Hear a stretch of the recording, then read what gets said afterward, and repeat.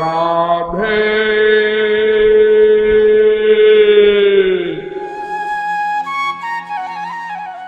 राधे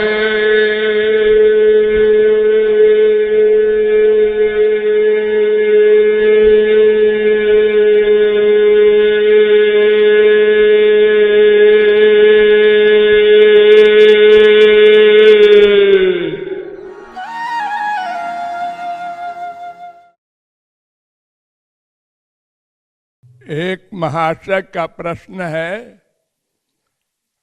कि क्या प्रारब्ध काटा जा सकता है?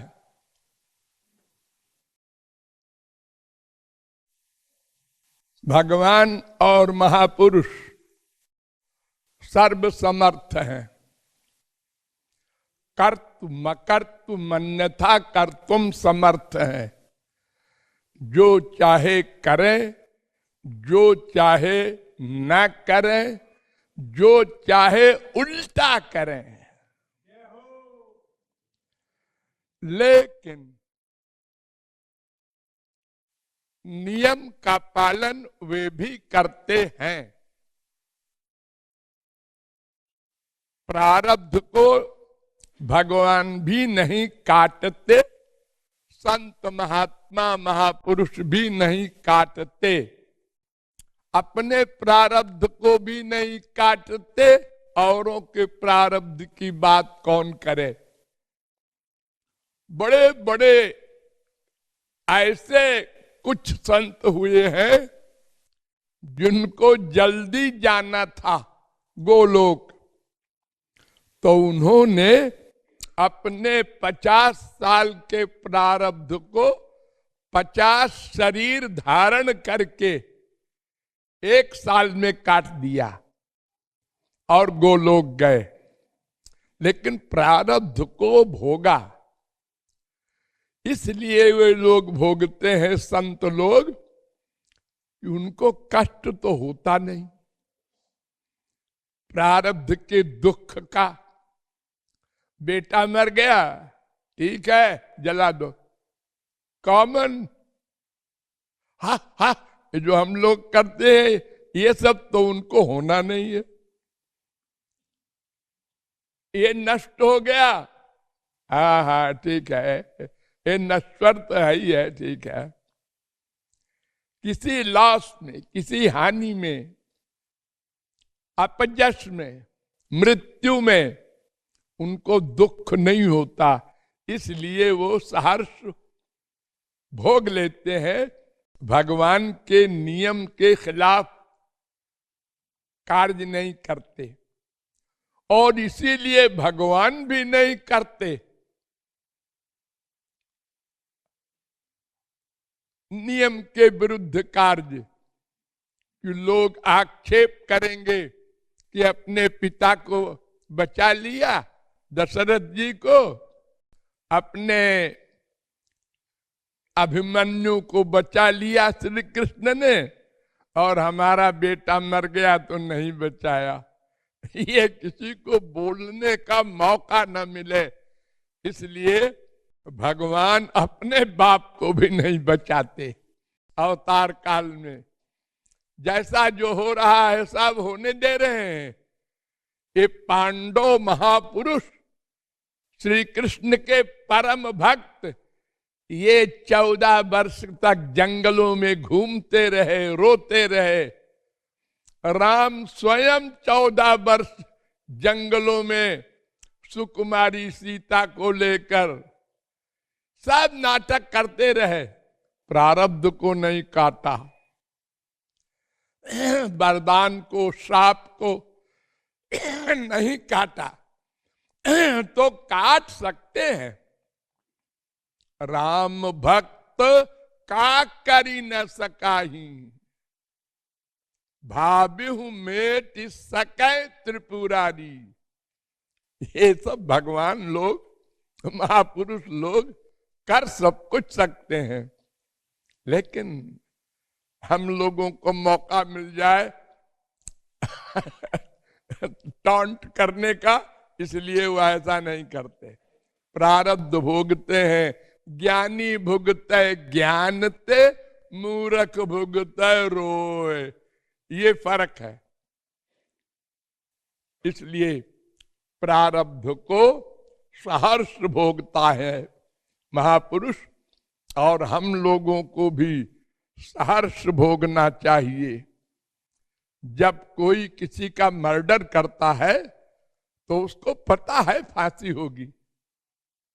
अरे तुम मर्डर करने जा रहा है, फांसी होगी, मालूम है होगी, हो जाए, 4 भाई हैं एक नसाई। ये सोच के मर्डर करता है वो, उसको पता है। तो जब हमने पाप किया है पूर्व जन्म में, तो उसका जब भोगने का समय आया तो सहर्ष भोगो। पाप करते समय तुम संत की बात नहीं माना, शास्त्र वेद की बात नहीं माना है, हम तो ऐसे ही करेंगे।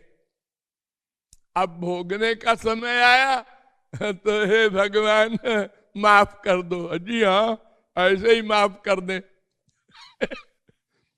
कोई दुनियावी गवर्नमेंट भी नहीं माफ करती। हाँ, चाहे एक मर्डर किए हो चाहे 100, फांसी होगी। अरे राम, एक का ही मर्डर किया है मैंने, माफ कर दिए, दोबारा बिल्कुल, हाँ पक्का वादा। अरे हाँ ठीक है, एक बार फांसी हो जाएगी, दोबारा अपराध न करना। तो अपने ही किए हुए कर्मों का फल प्रारब्ध कहलाता है, उसको भगवान का प्रसाद मानकर भोगना चाहिए। रो के भोगोगे तो भोगना है, हंस कर भोगो तो भोगना है। तो भोगना ही है तो फिर रो के क्यों भोगो? हंसते हुए। कैसे हंसेंगे जी दुख में? ऐसे हंसेंगे कि अपने से नीचे देखेंगे। अपने से नीचे देखो। हमारा बाप मर गया, अरे उसका तो बाप और मां दोनों मर गए हैं। हाँ चलो, तुम्हारी मां तो है, हमारा बेटा मर गया, अरे उसका तो बेटा मर गया और आंख से भी अंधा हो गया, तुम्हारे आंख तो है, 2 रोटी कमा सकते हो। हाँ हाँ ये बात तो है। तो अपने से नीचे देखो तो दुख नहीं होगा, अधिक नहीं होगा। और आगे देखोगे तो फिर इंद्र भी दुखी होता है। क्योंकि एक के एक आगे है। हाँ हमारे हैं तो 4 बच्चे सब नालायक, लो। अरे हम हैं तो 1 करोड़पति, लेकिन वो हमारा भाई अरबपति है। अरे अपने से आगे है कोई जरूर, तो फिर रोना है तुमको, तुम बचोगे नहीं। तो आगे मत देखो, पीछे देखो। कितने करोड़ों लोग हैं हमारे ही देश में जिनके किसी के हाथ नहीं है, किसी के पैर नहीं है, किसी के आंख नहीं है, और बेचारे जीवित हैं। कोई भिक्षा मांगते हैं तो दिन भर में पूरा पेट भर खाना मिल जाता है, किसी को आधा ही पेट मिलता है। उनसे तो हम अच्छे हैं। हाँ जी, हम तो बहुत बातों में अच्छे हैं। तो भगवान की कृपा हर व्यक्ति को रियलाइज करना चाहिए, तो दुख की फीलिंग बहुत कम हो जाएगी। अज्ञानियों के लिए, जो अपने से आगे ही देखता है, वो तो सारे जीवन रोएगा, तो कितने ही भगवान उसको दे दें। इसलिए प्रारब्ध भोगने में भगवान की कृपा मानना चाहिए कि अब हमारा वो पाप जा रहा है, प्रारब्ध भोग लिया, अब पाप खत्म।